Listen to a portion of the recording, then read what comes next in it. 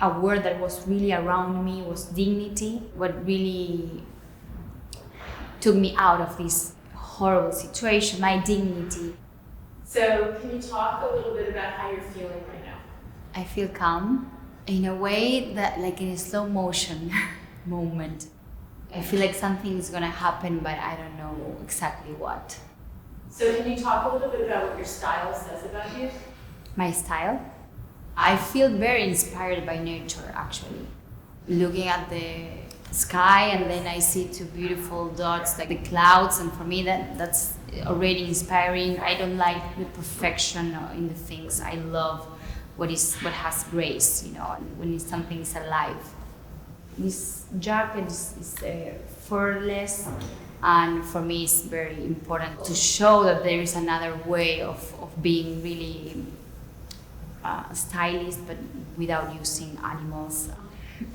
Can you talk about assumptions that people make about you based on your appearance? I was doing a TV show where my role was very stereotyped of a young girl that doesn't care anything, and women were an object and something sexy. Most of the values that my character had, they gave it to me, my persona.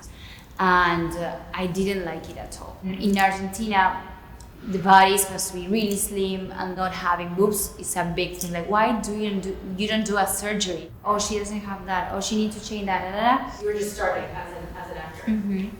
I came from a small town, and then at my 20s, I moved to Buenos Aires for acting. I came with all my purest spirit, really like wild and honest. I was in this series, this telenovela. I was 24.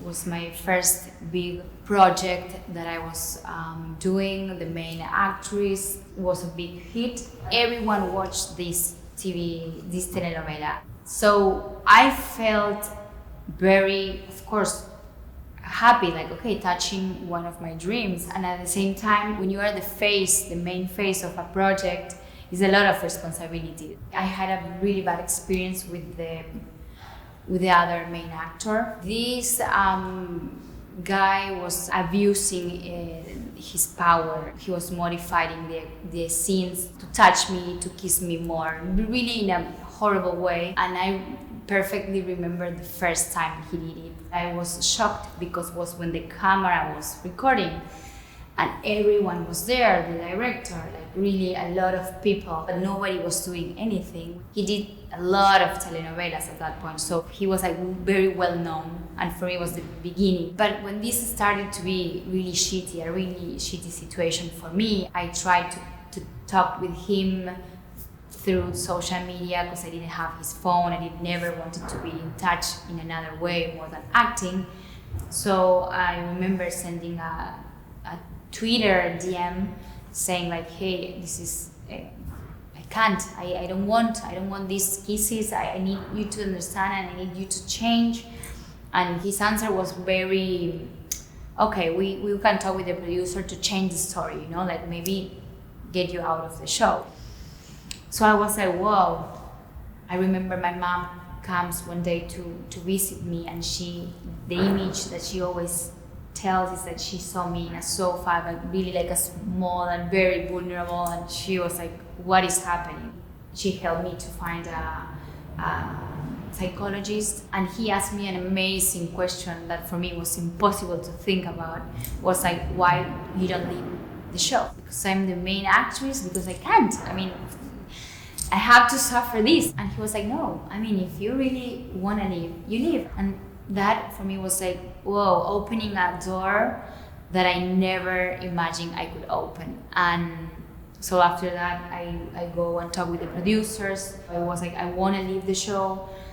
So they say, okay, we let you go, but you can't say anything about this because the show is gonna still happening. And for me, it was like, I don't want to talk about this TV show anymore. I just want to leave. And I came to New York. And then what happened was that the press was like, wait a minute, why she left? Why the main role suddenly she left? What the producer said that I left the show because I was tired. So they started to build a horrible image around me and who I was. That happened in 5 years. So 5 years without acting. But the problem came when I moved to Buenos Aires to do a movie. Still, I was like, okay, this is my first love scene after all this. So I remember like I was still like shaking. I was conscious about my body saying like, trust, it's okay. So when I was doing the press for that movie, all this Harvey Weinstein was happening in the US. So they asked me about what I thought about Harvey Weinstein and all these things that came out. I just, without thinking, I said like, wait, well now nobody has to tell me what is happening because I suffer the same thing, myself. But I didn't say anything, his name, the name of the telenovela. I just said that. But of course the press was like, okay, this plus this, something happened here. A lot of people believed me, but most of them were like, oh, she needs press. Why she's doing this to this guy? Why after 5 years, I just opened my heart and you are just saying that it took me so long to talk. I remember one day crying in my kitchen and I was like, what is happening with me? And I hate that it took me so long, but wait, that's the time it took me to heal or to start healing. Two other actors said that they had a similar situation with this actor. So the press still was like, oh, but these two girls, they just did one role. Like, who are they? Really minimizing everything. How horrible has to be the situation for you to be believed? Like, wow. 1 year later, another actress, I got an email saying, hey, Calu, I have to tell you something. She was on tour with this soap opera and she was 16 years old and he raped her. The first thing that my body felt was I wanted to protect her. And then I was like, wow, I was working with this kind of person, like how fragile we are. We don't know, we really don't know. So how important it is to really believe and trust your instinct. And what happened is that when she came out and she said like, he raped me, everyone started to say, I'm sorry, Calu, which for me was too much.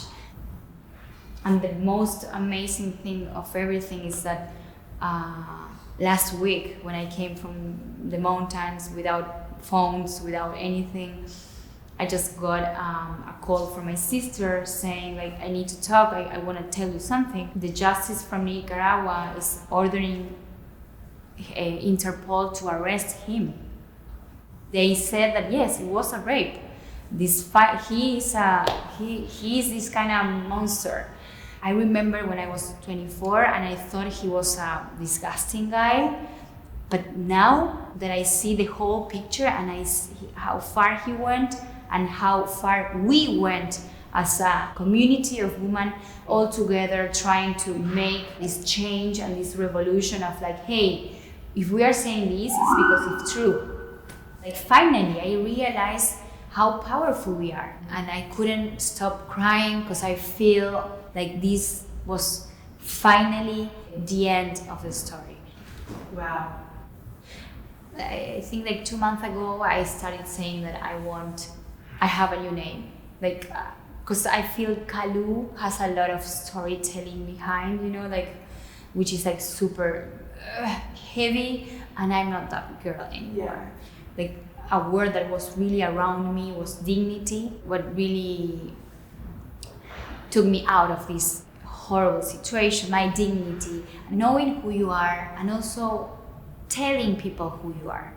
Nobody will take care of you better than you. Nobody. When do you feel the most beautiful? When I'm in nature, when I can connect with my inner spirit, with my inner animal. I feel beautiful when I can be who I am without people judging me, knowing who I am, knowing anything about me. If you had a chance to say something to your 12-year-old self, what would you say? It's funny because when you were asking that, I just got the memory of a letter that my grandfather wrote me when I was 16, saying, don't be in a hurry, just go really slow, like really slow.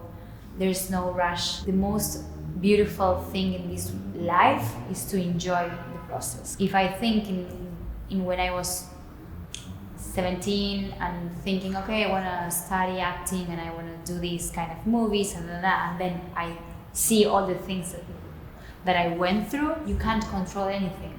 Actually, when I tried to control, it was when I was more like in a fight with me, because you can't. Yeah, I would say just take your time. Take your time. Why in your body, in your journey, in your skin, why is it a good place to be? Our body is the only thing that we have. It's the most honest thing we have. It's real, it's alive, it's a miracle. I realize that I have me, I will never feel alone again. So yes, it's for sure my safest place to be. That's beautiful. So I'm sure everyone in this room was like, I'm gonna give you a hug.